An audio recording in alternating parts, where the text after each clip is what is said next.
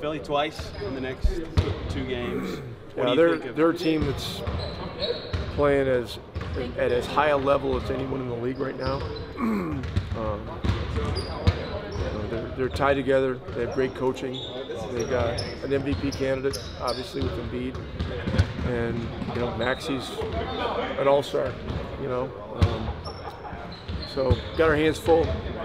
2 games in 3 days. It'll be a great test. Is there any situation you found that Aaron doesn't fit into? It feels like every group or everyone you found a way for him to be a part of it and be helpful for this team. Well, that's one of the beauties of his game. He's very versatile. He can guard really any position on the floor. He could guard the 5 position with his strength and power and stuff like that. Offensively, he really could play 2, 3, and 4. And lately we've been getting him in the game at 3, and then he bumps to 4, which has been good. The last couple 3 games. So he's a Swiss Army knife. As a player, he can do a lot of things. Do you give any thought to holding things back before the tournament, playing because you play them before the tournament? Is there any consideration to that at all? We're about to play a team that won 7 games in a row. We're going to hold back something. Just trying to think of your elements with this tournament thing, right? Look, you play a team 2 games in a row.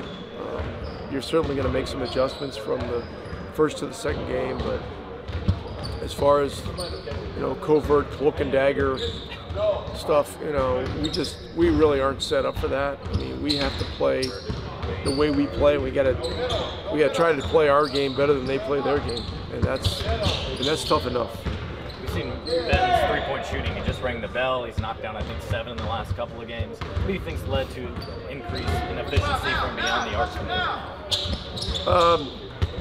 He just is really getting a broader view of the game and really starting to realize how he can impact the game when he doesn't have the ball, and that includes running, cutting, crashing, and defensively. And all those things really were in play over the last 2 games, which were really tough games. So I'm really happy to where he's at right now, and we got to keep reinforcing all these things so that he can continue to move in a great direction.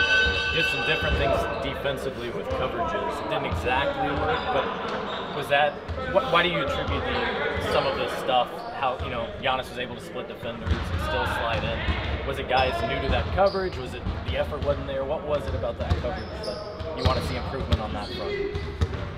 I mean, Giannis has been splitting people for 8 years. He's a great player, and he puts you in a lot of tough spots. And one of the challenges of them not having Lillard the other night is that he's going to touch the ball way more. And so now you've got a 7-foot guy with ball skills and open court skills that's coming at you like a freight train. And we unfortunately allowed him to get going, and then that created problems. But the adjustments down the stretch worked out, and we're going to see another force of nature 2 out of the next 3 nights with Embiid. I thought it was neat. The last 2 games post-game, you had a different head coach address the group. What led to that? What do you like about that, allowing them to break it down? Just respect, and these are all future head coaches, and it's just a great opportunity for them to get in front of the team, and everybody's done a great job. We did it quite a bit last year too. Not every one of them gets published, but I think one of the things that's a responsibility as a head coach, as a veteran head coach, is to feature your assistant coaches, put them in situations where they're now doing head coach type things. I mean, Lloyd's done all this stuff before, but Mike, Jenny, Jim, it's an opportunity for them. So, and it I think shows how much trust I have in them as well. To that end, I talked to Steve Clifford about your contributions with the Coaches Association, how much, and he praised you for how much you do for them. I'm curious, why did you get started in doing that in the first place? Did you kind of feel a push or an obligation to help future head coaches and stand up for your group? Well, in 2005, they tell me I was elected to the position at a meeting that I wasn't at. And so I was asked if I wanted to do it by Michael Goldberg, who was the executive director at the time, and I gave it some consideration, talked to some trusted friends, talked to Chuck Daly and some other people, and decided that it was a challenge that I wanted to take on. It's been a multifaceted thing, and I've been doing it for 18 years, and I don't really. We have elections coming up, and usually it just usually I'm unopposed because nobody else wants to do it. But we're well set up right now, and David Fogel, our executive director, does an amazing job, and the thing runs pretty smoothly. But it's a way to help our profession, to hopefully help our profession. There are different things that come up from time to time. A lot of the stuff is dealing with pension and certain things about our relationship with the league that are collectively bargained. But we have a great relationship with the league right now, and I've really enjoyed it. It's a lot of work, but I've really enjoyed it. I know you talked about 900 wins not meaning too much, but I'm curious, did you think about anyone that on that drive home or that had an influence in your life? Did anything come to your mind? I mean, there's so many people that have been such important, so important to me. Everyone from Bill Fitch, who gave me my first job in New Jersey, to Chuck Daly, who retained me when Coach Fitch resigned. Larry Bird, who gave me really the first opportunity to be in a lead assistant role and be a coordinator of the offense, to do practice plans, to do things that were head coach type things. So, and many others along the way. My college coaches have been great influences. My prep school coach was a wonderful man, and obviously my dad. So, yeah, but I don't count. I don't know what my all-time record is or any of that kind of stuff. You just don't look at that stuff. You just got to go day to day, hour to hour. Keep working to do the best that we can do with our group. Speaking of day to day, how is Jalen? He's back. Seems to be doing well. He's right there. I'll talk to him in a second. But he practiced. I think he did okay. What's the plan for the first-round picks? Will you utilize them in the G League at all this week with it now starting up? Have you figured out that plan yet? At some point we probably will utilize the Mad Ants. If those guys are not in the rotation, and it's a convenient way, and there's a convenient way of doing it logistically. So, but we'll see. There's nothing imminent right now. What have you thought about what they've done both through the practice settings and observing games to this point, Ben and Jarris? Oh yeah, these guys have been terrific. They're attentive, they work hard, they love to play, they're great teammates. There's nothing not to love about them. They both have great families. In fact, I was at a function last night with Jarris's mom and dad, and just really had a really nice conversation and exchange with them. So they've been terrific. When you watch, you can then pull for Isaiah, and even Daniel got in. What did you think of their contribution? I'm always happy for them. We all know what they can do. It's just a matter of situation at that point, I'm happy for them regardless, and they're always happy for me. So, we're a close-knit family around here, so no matter who succeeds and who time it is, we always happy for each other whenever anybody's number is called. Rick made a comment that Isaiah learned from you last year that you went through some tough times and you kept positive, and maybe it's the same thing now for him when he's waiting for his opportunity? Yeah. Obviously it was my 4th year now. It was tough because obviously I got drafted on COVID, and being the 10th pick, you automatically think, oh, I'm going to play and blah, blah, blah. I got the chance to then play. So, and then it was like that for the first 2 years, and then I started hitting strides, But it's all about the small wins, taking each day one day at a time and just continuing to get better. 6-3 head to Philadelphia, and they're on top of the East right now. Do you view this as a fun 2-game series, even a little bit of a measuring stick? Oh yeah, pretty much. We all know going in it's gonna be a dogfight. It's gonna be similar to a playoff game.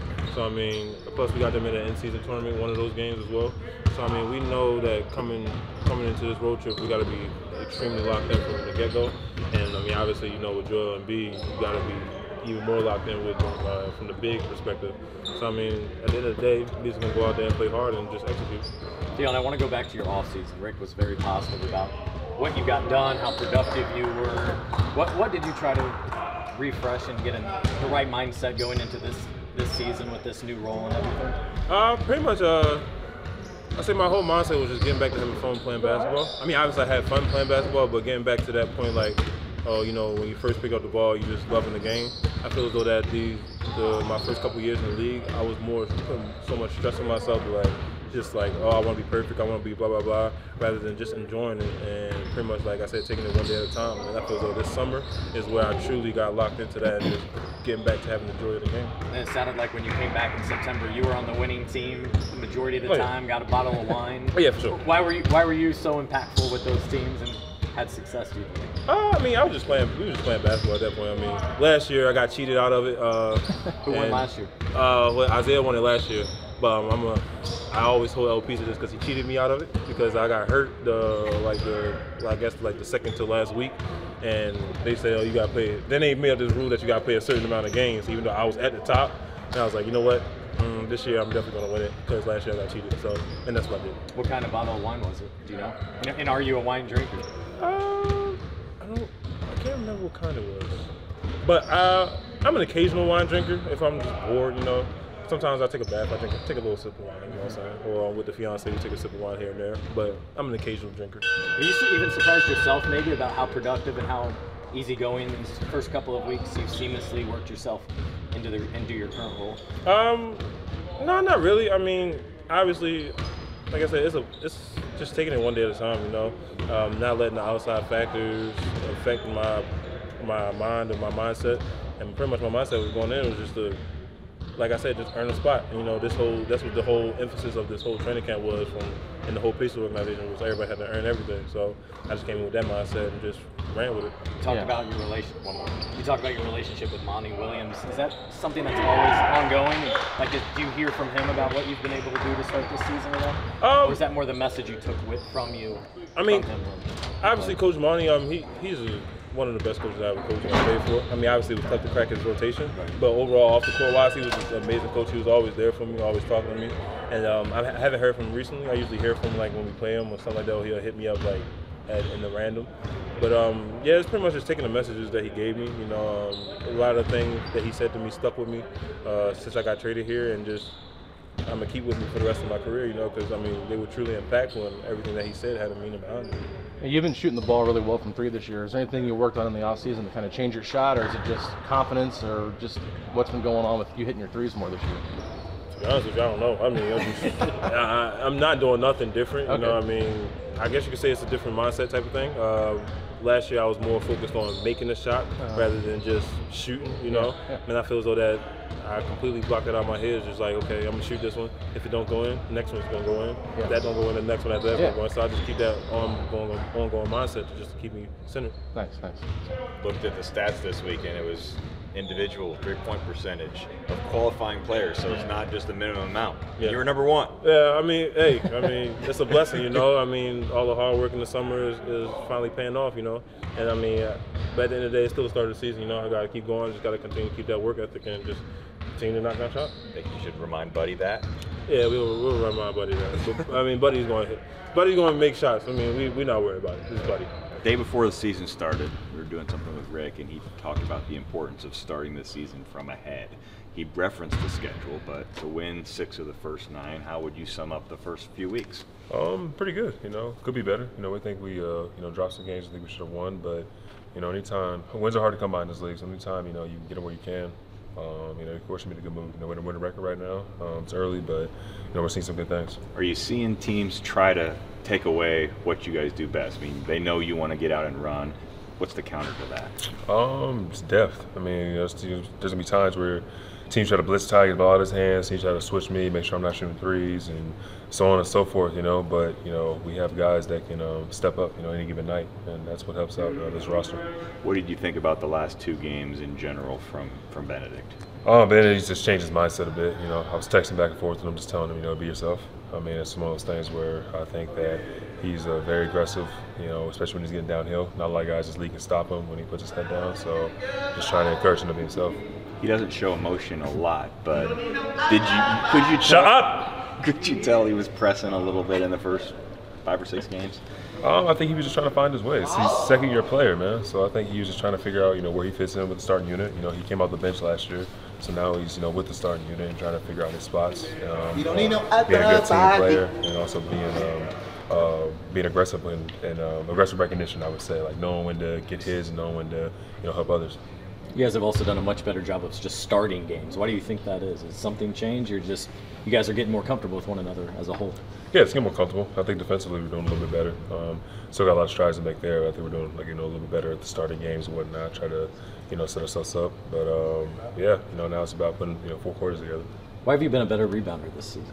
I think it's a mindset thing. I think it's just getting out and going after the ball. I think a lot of years past I would try to just box somebody out and let somebody else come in and get it, or just try to hit my man. But now it's about just going to go get the ball and assert myself a little bit more in that category. What have you liked about what Aaron Nesmith's shown and just the confidence and growth that he's exhibiting? Yeah, he's shown he can be a two-way player. I think he made a reputation for being like a defensive guy who can knock down some shots, but now he's just mixing up some stuff on offense, getting downhill, going and guarding the other team's best player at times and being able to finish games for us. He's shown a lot of offensive versatility, and I think that's just added to his package as a complete player.